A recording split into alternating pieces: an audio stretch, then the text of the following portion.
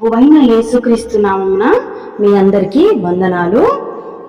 దేవుడు ఈరోజు నాతో ఒక విషయాన్ని చెప్పమని మీ అందరి వద్దకి ఈ వాక్య రూపంలో తీసుకుని వచ్చారు. ఆ విషయాన్ని నేను పంచుకోవాలనుకుంటున్నాను. ఎందుకు ఈ విషయాన్ని చాలామంది చెప్తూనే ఉంటారు, మనము ఒక్కోసారి పాటిస్తాము, ఒక్కొక్కసారి పాటించం. కానీ ఈరోజు నేను చెప్తున్నాను, దేవుడు ఏమంటున్నాడంటే, నీ పూర్ణ మనసుతో, నీ పూర్ణ ఆత్మతో, నీ పూర్ణ హృదయంతో నీ దేవుడైన యెహోవాను ప్రేమించవలను. ఇది మొదటి ఆజ్ఞ అని. కానీ ఈ ఆజ్ఞలో చాలా గొప్ప సత్యం దాగుందని నేను తర్వాతే కనుగొన్నాను. దేవుడు నేను ప్రార్థనలో కూర్చున్నప్పుడు, నన్ను దర్శించినప్పుడు ఆయన మాట్లాడుతూ, నువ్వు నాకు మొదటి స్థానం ఇవ్వు, నువ్వు నన్ను పూర్తిగా ప్రేమించు, నువ్వు నన్ను ముందుగా కనుగొను. నువ్వు ఎప్పుడైతే ముందుగా నీ దినమును నాతో మొదలు పెడతావో, నీ దినమును నాతో పాటు స్టార్ట్ చేస్తావో, ఆ దినమంతా నేను నీతో కలిసి నడుస్తాను అని దేవుడు నాతో మాట్లాడారు. అరే నిజమే కదా, పొద్దున్నే లేస్తాం, హడావుడి హడావుడి హడావుడి పనులలో కొట్టుకొని పోతున్నావు.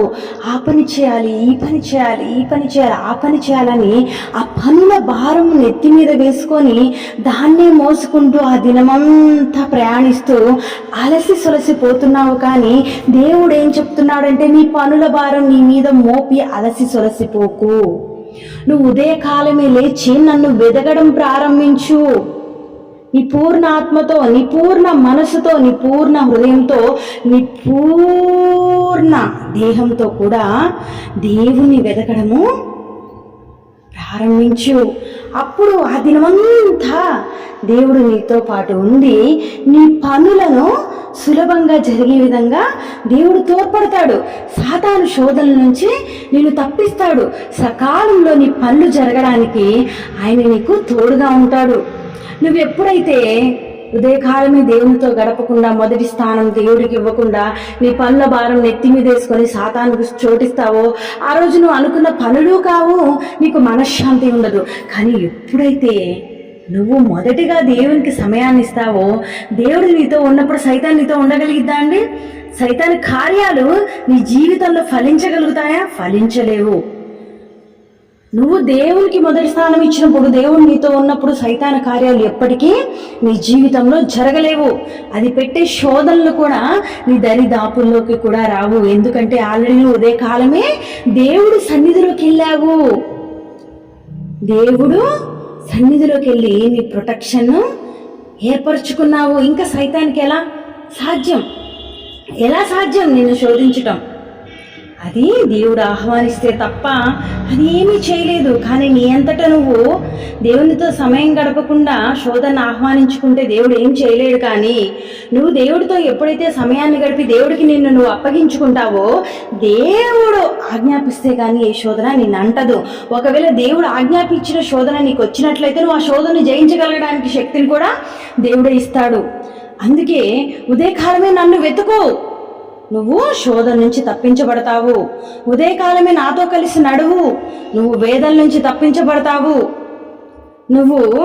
నేను నిన్ను ప్రేమిస్తున్నాను, నువ్వు నా దగ్గరికి రా అని నేను నీతో మాట్లాడాలని చెప్పినప్పుడు, నువ్వు లోకంలో ఉన్న వ్యక్తులందరినీ ప్రేమించుకుంటూ, వాళ్ళు నన్ను చూడలేదు, వీళ్ళు నన్ను చూడలేదు, వాళ్ళు అలా, వీళ్ళు ఇలా అని నువ్వు లోకంలో ఉన్న వ్యక్తుల వైపు వాళ్ళ ప్రేమ కోసం, వాళ్ళ వాళ్ళు నీ జీవితంలో రెస్పాన్స్ కోసం, అంటే ఏ విధంగా రెస్పాన్స్ అవ్వాలి అంటే, నా భర్త నాకు ఇలా రెస్పాండ్ అవ్వాలనుకుంటున్నాను కానీ రెస్పాండ్ అవ్వట్లేదు, నన్ను సరిగ్గా ప్రేమించట్లే, పట్టించుకోవట్లే.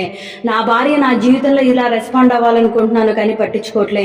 నా పిల్లలు ఎలా రెస్పాండ్ అవ్వాలనుకుంటున్నాను, పట్టించుకోవట్లేదు అని ఒక బాధ, వేదన నువ్వు పొందే బదులు నేను ఒకటే చెప్తున్నా, నువ్వు దేవుడితో ఎప్పుడైతే గడపడం మొదలు పెడతావో, దేవుడిని ఎప్పుడైతే నువ్వు వెతకడం ప్రారంభిస్తావో, దేవుడు నీ జీవితంలో ఏం చేస్తాడు? నీ శత్రువులతో సహా మిత్రులుగా చేస్తాడు.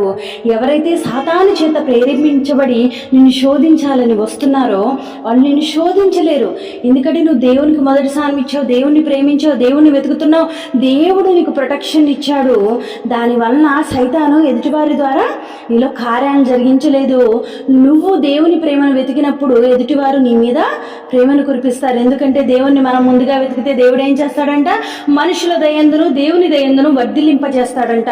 ఈరోజు దేవుని వాక్యం అదే చెప్తుంది. నీవు మనుషుల దయందును దేవుని దయందును వర్ధిల్లుతూ ముందుకు సాగాలంటే, శోధనలో పడకుండా ఉండాలి అంటే ముందుగా దేవుని వెతకడం ప్రారంభించు. ఒకవేళ నువ్వు లేటుగా లేచినా సరే ఒక 10 నిమిషాలు దేవునితో గడుపు. ఒకవేళ తొందరగా లేచావు అనుకో, 1 గంట దేవునితో గడుపు. ఇంకా తొందరగా లేస్తే ఒక 2 గంటలు దేవునితో గడుపు. నీకున్న సమయం ఏదైతే ఉందో మొదటగా నువ్వు నిద్ర లేవగానే దేవుని వెతకడం ప్రారంభించు. దేవుని వెతుకు, ఆయన్ని వెతుకులాడు. నువ్వు ఎప్పుడైతే దేవుని వెతకడం ప్రారంభిస్తాడో ఆయన ఖచ్చితంగా దొరుకుతాడు నీకు. శూలమతి నేను నా దేవుని వెతకడానికి వస్తున్నా.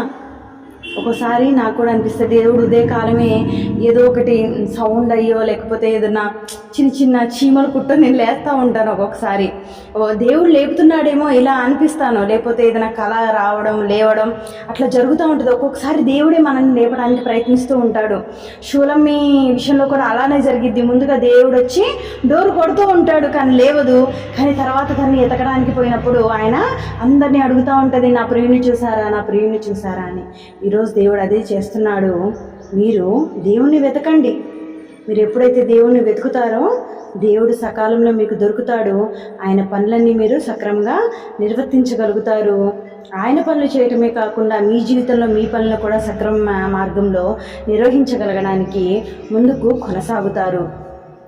దేవుడు మిమ్మల్ని ఉదయకాలమే లేచి ఆయనతో గడిపేలా ప్రేరేపించాలని, మీ జీవితాల్లో దేవుని కృప దయచేయబడాలని ప్రార్థిస్తున్నాను. ఆమేన్.